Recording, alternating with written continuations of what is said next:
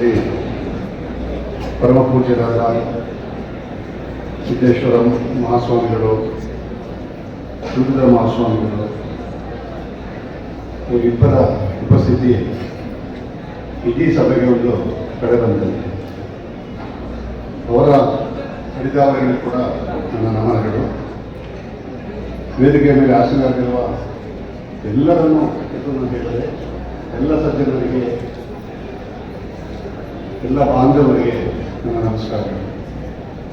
ಕೆಲವೊಮ್ಮೆ ಅವಕಾಶಗಳು ಹುಡುಕೊಂಡ್ಬರುತ್ತೆ. ಅಂಥ ಅವಕಾಶ ಹುಡುಕುವ ಇವತ್ತು ಕೂಡ ನನಗೂ ಒಂದು. ನಾನು ಯಾವುದೋ ಒಂದು ಕಾರಣಕ್ಕೋಸ್ಕರ ಸಜ್ಜನಾನ್ ಮೂರ್ತಿಯವರಿಗೆ ಫೋನ್ ಮಾಡಿ ಈಶ್ವರ ಕಂಡ್ರೆಯನ್ನು ನನಗೆ ಕೆಲವೊಂದು ವಿಷಯಗಳ ಬಗ್ಗೆ ನಾನು ಡಿಸ್ಕಸ್ ಮಾಡಬೇಕು ಅಂತ ಹೇಳುವಾಗ ಒಂದು 10 ನಿಮಿಷ ಮತ್ತೆ ಬಂದು ನಾನು ಇಲ್ಲಿ ಸಿಗ್ತೀನಿ ಅಂತ ಹೇಳಿ ನಾನು ಇಲ್ಲಿ ಬಂದಾಗ ನನಗೆ ಕೂಡ ಒಂದು ಪಟ್ಟ ಸಿಗ್ತೀನಿ. ದೆಹಲಿಯಲ್ಲಿ ಕುರ್ಚಿ ಕದನ ಆಗ್ತಾ ಇದ್ದಾಗ ಇಲ್ಲಿ ನನಗೆ ಪುಕ್ಕಟ್ಟೆ ಕುರ್ಚಿ ಸಿಕ್ತು ಅಂತ ಹೇಳಿದಾಗ ನಾನು ಕೂಡ ಇಲ್ಲಿ ಕೊಡುವಂಥ ಒಂದು ಅವಕಾಶದಲ್ಲಿ ಸಿಕ್ಕಿದೆ. ಸ್ನೇಹಿತರೆ, ನಮ್ಮ ವೀರಶೈವ ಸಂಪ್ರದಾಯದ ಸಂಸ್ಕಾರ ಇದೆಲ್ಲರ ಭಾಗವಾಗಿ ಇವತ್ತು ನಾವೆಲ್ಲ ಇಲ್ಲಿ ಬಂದು ಆಸೀನರು. ನಾವು ವಕೀಲರು. ನೀವು ಫೀಸ್ ಕೊಟ್ಟಿಲ್ಲ ಅಂತ ಹೇಳಿದ್ರೆ ಜಾಸ್ತಿ ಹೊತ್ತು ಮಾತೇ ಬರಲ್ಲ ನಮಗೆ. ಆದರೆ ಇಲ್ಲಿ ನನಗೆ ನೀವೆಲ್ಲ ಸಜ್ಜನರ ಒಂದು ಸಂಘದಿಂದ ಅದನ್ನೇ ನಾನು ಕೊಟ್ಟಿರುವಂತಹ ನನ್ನ ವಕೀಲ ಫೀಸು ಅಂತ ಹೇಳಿ ಒಂದೆರಡು ವಾಕ್ಯಗಳನ್ನು ಹೇಳಕ್ಕೆ ಇಷ್ಟಪಡ್ತೇನೆ. ನನ್ನ ಜೀವನ ಪ್ರಾರಂಭವಾಗುವುದೇ ಅನುಭವ ಮಂಡಲ ಮೂಸೆಯಿಂದ ಬಂದಂತಹ ಸಂವಿಧಾನದಿಂದ. ಏನು 12ನೇ ಶತಮಾನದಲ್ಲಿ ಒಂದು ಕ್ರಾಂತಿ ಆಗಿತ್ತು, ಆ ಕ್ರಾಂತಿಯಲ್ಲಿ ಹುಟ್ಟಿ ಬಂದಂತಹ ಆ ಅನುಭವ ಮಂಡಲದ ಆ ಸಾರದಲ್ಲಿ ಇವತ್ತು ಸಂವಿಧಾನ ರೂಪಿತ ಆಯಿತು.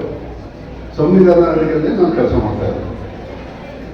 ಅಂತಹ ಸಂವಿಧಾನವನ್ನು ಕೊಟ್ಟಂತಹ ಬಸವಣ್ಣನವರ ನನಗೆ ಒಂದು ಜೀವನಕ್ಕೆ ಆಧಾರವಾದ ಬಸವಣ್ಣವನ್ನು ನೆನೆಯಬೇಕಾಗಿದ್ದು ನನ್ನ ಕರ್ತವ್ಯ. ಅಂತಹ ನಾನು ನೆನೆಯಬೇಕಾದಂತಹ ವ್ಯಕ್ತಿಯ ಬಗ್ಗೆ ನನ್ನನ್ನು ಇವತ್ತು ಒಂದು ಉದ್ಘಾಟನಾ ಭಾಷಣ ಮಾಡಿ ಅಂತ ಹೇಳಿದಾಗ ಇದಕ್ಕಿಂತ ನನಗಿನ್ನು ಒಳ್ಳೆ ಯಾವ ಅವಕಾಶ ಕೂಡ ನನಗೆ ಸಿಗಲ್ಲ. ಈ ಒಂದು ಅವಕಾಶ ಮಾಡಿಕೊಟ್ಟಂತಹ ಈ ಎಲ್ಲ ಪದಾಧಿಕಾರಿಗಳು ಕೂಡ ನಾನು ಕೃತಜ್ಞತೆಗಳನ್ನು ಸಲ್ಲಿಸಿದ್ದೇನೆ. ಅತ್ಯುತ್ತಮವಾಗಿ ನಿರೂಪಣೆ ಮಾಡುವುದು ಅವರ ಪದಪುಂಜಗಳು ಏನಿದೆ ಅದು ನಮ್ಮ ಸಮಾಜದ ಆಸ್ತಿ ಅಂತ ಕೂಡ ನಾನು ಹೇಳಕ್ಕೆ ಇಷ್ಟಪಡ್ತೀನಿ. ನನಗೆ ಅವ್ರ ಬಗ್ಗೆ ಅಷ್ಟು ಗೊತ್ತಿರಲಿಲ್ಲ. ನಾನಾಗ ಪ್ರಜಾಮಂಡಳಿಗಳು ಮಾತಾಡ್ತಾ ಅವರ ನಿರೂಪಣೆಯ ಶೈಲಿ ಏನಿದೆ ಅದರಲ್ಲಿ, ಮತ್ತು ಅವರ ಬಳಸಿದಂತಹ ಭಾಷೆ ಏನಿದೆ ಅದನ್ನು ಮಾತ್ರ ಎಲ್ಲರಿಗೂ ಬರೋಕ್ಕಾಗಲ್ಲ. ಈ ಒಂದು ಇಂತಹ ಒಂದು ಸಜ್ಜನರ ಸಭೆಯಲ್ಲಿ ಇಂತಹ ನಿರೂಪಕರು ಮಾತಾಡಬೇಕಾದ್ರೆ ಜೊತೆಗೆ ಒಂದು ಹೆದರಿಕೆ ಏನಿದೆ ಅಂತ ಹೇಳಿದ್ರೆ, ಎಲ್ಲಿ ನಮ್ಮ ಬೆಲಿಮಡಿ ಸ್ವಾಮಿಗಳು ಅಥವಾ ನಮ್ಮ ತುಮಕೂರಿನ ಸ್ವಾಮಿಗಳು ಆದಮೇಲೆ ನನಗೇನೋ ಭಾಷಣ ಕೊಡ್ತಾರೆ ಅಂತ ಹೇಳಿದ್ರೆ ಸಭೆ ಆಗ್ತಾ ಇತ್ತು. ಯಾಕಂದರೆ ಅಂತಹ ಒಂದು ಜ್ಞಾನ ಹೊಂದಿರುವಂತಹ ಆ ಸ್ವಾಮೀಜಿಯವರ ಒಂದು ಆಶ್ರಯದಲ್ಲಿ ನನ್ನ ಮಾತುಗಳನ್ನು ಅದು ಉದ್ಘಾಟನಾ ಸಮಾರಂಭವಾಗಿತ್ತು. ನಾನು ತನ್ಮನೆ ಯಡಿಯೂರಪ್ಪನವರ ಶಿಷ್ಯ ಕೂಡ. ನನಗೆ 2 ಬಾರಿ ನನಗೆ ಈ ಒಂದು ಸರ್ಕಾರದಲ್ಲಿ ರಾಜ್ಯ ಅಭಿಯೋಜಕ ಸ್ಟೇಟ್ ಪಬ್ಲಿಕ್ ಪ್ರಾಸಿಕ್ಯೂಟರ್ಗೆ 2 ಬಾರಿ ಅವರು ಅವಕಾಶ ಕೊಟ್ಟರು. ಮತ್ತು ಖಂಡ್ರೆಯವರು ಕೂಡ ಕಾಂಗ್ರೆಸ್ನಲ್ಲೂ ಕೂಡ 2 ಬಾರಿ ಅವಕಾಶ ಕೊಟ್ಟಂತೇಳಿ 4-5 ಬಾರಿ ಈ ರಾಜ್ಯಕ್ಕೆ ಸೇವೆ ಸಲ್ಲಿಸುವಂಥ ಅವಕಾಶ ಮಾಡಿಕೊಟ್ಟಂಥ ಆ ಯಡಿಯೂರಪ್ಪನವರು ಇವತ್ತು ಇದ್ದಾಗ ಅವ್ರ ಪರವಾಗಿ ನಾನು ನಿಲ್ಲಬೇಕು ಅಂತ ಹೇಳಿದ್ರೆ ನಮ್ಮ ಕಾನೂನು ಭಾಷೆ ಇದಕ್ಕೆ ಪೌರ ಪಟಾಣಿ ಅಂತ ಹೇಳಿದ್ದಾರೆ. ಅವರು ಪೌರ ಪಟಾಣಿ ನನಗೆ ಕೊಟ್ಟಿದ್ದಾರೆ. ನಾನೇನು ಮಾತಾಡ್ತಾ ಇದ್ದ ವಿಷಯ ಯಡಿಯೂರಪ್ಪನವರೇ ಮಾತಾಡೋದು ಇಟ್ಕೋಬೇಕು ನೀವು ಅಂತ ಹೇಳಿ ನಾನು ನಿಮ್ಮನ್ನು ಹೇಳ್ಕೊಡ್ತೀವಿ.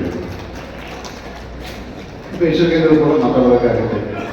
ಸಭಿಕರ ಮುಂದೆ ಮಾತಾಡಬೇಕಾದ್ರೆ ವ್ಯಾಕರಣ ಇರ್ಬೋದು, ಅಥವಾ ಭಾಷೆ ಇರ್ಬೋದು, ನಾವು ಮಂಡಿಸುವಂತಹ ಕೆಲವು ವಂದನೆಗಳಿರ್ಬೋದು, ಅದ್ರ ಬಗ್ಗೆ ಕೂಡ ಎಚ್ಚರಿಕೆ ಇರಬೇಕು.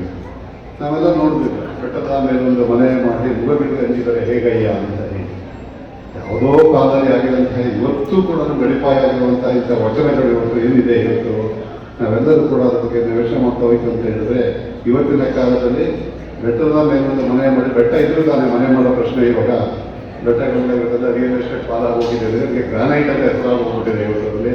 ಇವತ್ತು ಅಕ್ಕಮದೇವರ ವಚನ ಪ್ರಚಲಿತವಾಗಿ ಅದರ ಹಿಂದಿರುವ ಸಾರವನ್ನು ನೋಡಿಕೊಂಡು ಹೇಳಿದಾಗ ನಿಜವಾಗಿ ನಾವೆಲ್ಲ ಕೂಡ ಇವತ್ತು ನಮ್ಮ ಸಮಾಜ ಏನಿದೆ ಇತ್ತು, ಈ ಸಮಾಜವನ್ನು ಯಾರೂ ಕೂಡ ಅಷ್ಟು ಸುಲಭವಾಗಿ ತಗೊಳಕ್ಕಾಗಲ್ಲ.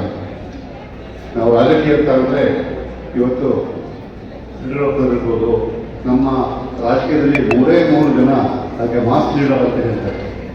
ಲೀಡರ್ ಆಫ್ ದಿ ಮಾಸ್ ಬೇರೆ, ಮಾಸ್ ಲೀಡರ್ ಬೇರೆ. 3 ಜನ ಇರೋದು. ಒಂದು ಯಡಿಯೂರಪ್ಪನವರು ಮೊದಲ ಪಟ್ಟಿಗೆ ಬರ್ತಾರೆ, 2ನೇವರು ಸಿದ್ದರಾಮಯ್ಯ ಇರ್ಬೋದು, 3ನೇವರು ದೇವೇಗೌಡರು ಇರ್ಬೋದು. ಈ ಒಂದು 3 ಜನ ಏನು ಗೊತ್ತಿದ್ದಾರೆ, ಅವರೆಲ್ಲರೂ ಕೂಡ ಶ್ರಮಜೀವಿಗಳು.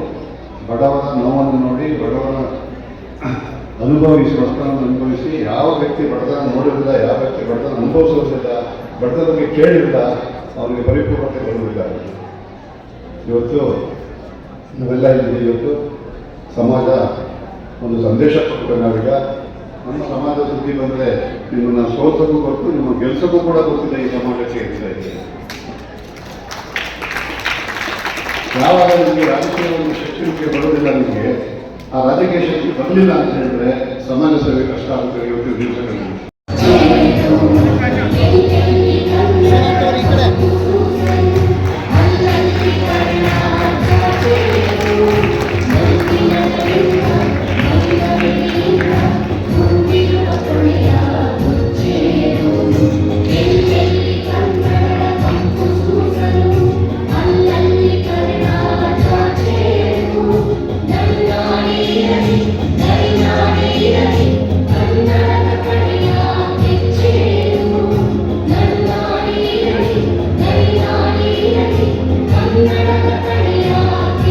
ಸ್ವಲ್ಪ ಮುಂದೆ ಬನ್ನಿ ಸರ್.